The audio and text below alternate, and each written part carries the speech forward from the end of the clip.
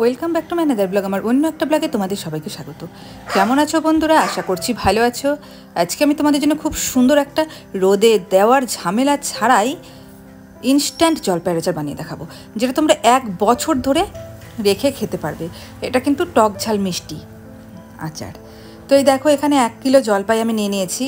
দেখতে পাচ্ছ জলপাইগুলোকে খুব সুন্দর করে ধুয়ে আমি পরিষ্কার করে নিয়েছি। এবারে এই জলপাইগুলোকে না আমি একটা সিটি দিয়ে নেব প্রেসারে। তোমরা চাইলে জলে সেদ্ধ করেও নিতে পারো। এই দেখো প্রেসারে কিন্তু আমি একটা সিটি দিয়ে নিয়েছি। আর কী কী মশলা লাগছে দেখতে থাকো। হলুদ, লবণ, 5 ফোড়ন, শুকনো লঙ্কা ফোড়নের জন্য, আর গোটা জিরে, গোটা ধনে, গোটা মৌরি আর একটা শুকনো লঙ্কা। এটা ভেজে মশলাটা বানাবো। প্রথমে দেখো আমি জলপাইগুলোকে একটু চটকে নেব। দেখতেই পাচ্ছ যে জলপাইগুলো কত সুন্দর নরম সেদ্ধ হয়ে গেছে। একটা সিটি দিলেই কিন্তু এরকম হবে, তার বেশি কিন্তু সেদ্ধ করার দরকার নেই। আর এদিকে আমি জলপাইগুলো চটকে নিয়ে এবারে কড়াই গরম করে তার মধ্যে জিরে, ধনে, মৌরি সব একসঙ্গে দিয়ে আর তার সাথে একটা শুকনো লঙ্কা দিয়ে খুব সুন্দর করে ভেজে গুঁড়ো করব মশলাটা।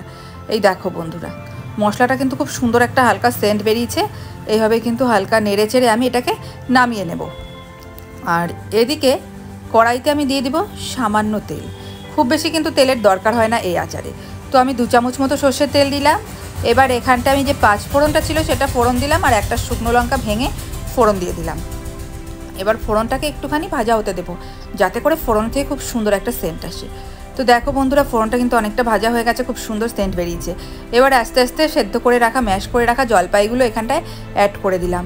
তো জলপাইগুলোকে দিয়ে খুব ভালো করে নেড়ে চেড়ে কিন্তু ভেজে নিতে হবে। আর 1 কিলো জলপাইয়ের জন্য আমি এখানে প্রায় 350 গ্রাম মতো গুড় ইউজ করব। আর গুড়টাকে কিন্তু ডাইরেক্ট আমি দেবো না, গুড়টাকে আমি গলিয়ে নেব। তো দেখো বন্ধুরা, এদিকে জলপাই ভাজা হতে হতে আমি কিন্তু গ্যাসটা কমিয়ে রেখেছি। আর এদিকে গুড়টা একটা বাসনে আমি নিয়ে নিলাম।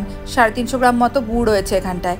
আর এদিকে দেখো আবার একটু জলপাইটা নেড়ে চেড়ে দিচ্ছি, যাতে করে জলপাইটা নিচে না লেগে যায়। আর এই সময় কিন্তু গ্যাসের ফ্লেমটা একেবারে লোতে রাখবে। আর এই সময় এখানটায় কি দিয়ে দিতে হবে হলুদ এবং লবণ।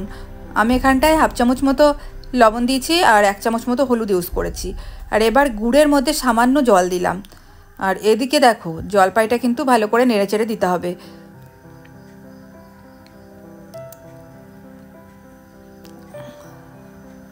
জলপাইটা কিন্তু একটু ভালো করে ভাজবে, না হলে কিন্তু নষ্ট হওয়ার চান্সটা থাকে।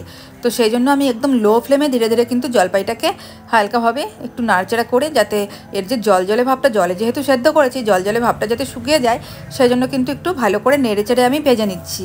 আর এদিকে দেখো বন্ধুরা, গুড়টাকেও কিন্তু একটুখানি নেড়ে দিচ্ছি আমি, যাতে করে গুড়টাও খুব ভালো করে গলে যায় আর তলায় যাতে না লাগে।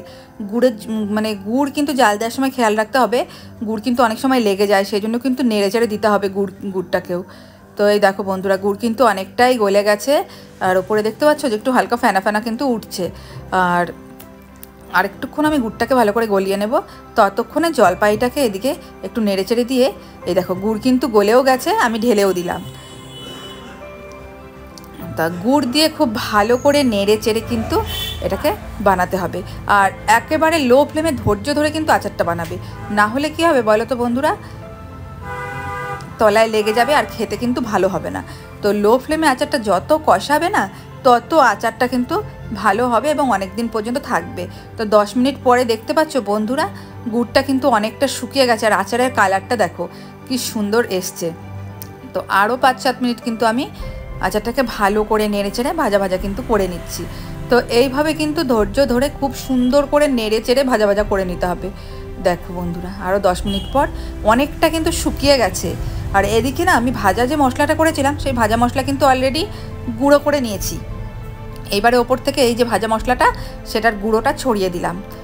দিয়ে খুব সুন্দর করে আর একটুখানি কষাতে হবে, মানে ভাজা ভাজা করে নিতে হবে। যতক্ষণ পারো তোমরা একটু ভাজা ভাজা করবে, যাতে করে কড়াই থেকে ছেড়ে আসে।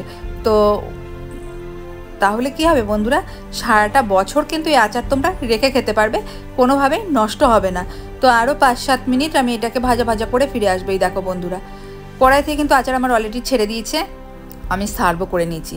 দেখতেই পাচ্ছ যে কি সুন্দর হয়েছে দেখতে যতটা সুন্দর হয়েছে বন্ধুরা, খেতে তো অসাধারণ হয়েছে। তোমরা একবার এই আচারটা খেয়ে দেখো, দেখবে একবার খেলে বারবার খেতে ইচ্ছে করবে। একদম এটা কিন্তু 15 থেকে 20 মিনিটে রোদে দেওয়ার ঝামেলা ছাড়াই বানিয়ে নিতে পারবে এবং সারা বছর রেখে খেতে পারবে। তো কেমন লাগলো আমার এই আচারের রেসিপিটা আমাকে অবশ্যই কমেন্ট করে জানিও। আরও বেশি করে আচারটা বানিয়ে আমার চ্যানেলটা বেশি করে সবার কাছে শেয়ার করে দিও, সাবস্ক্রাইব করে দিও।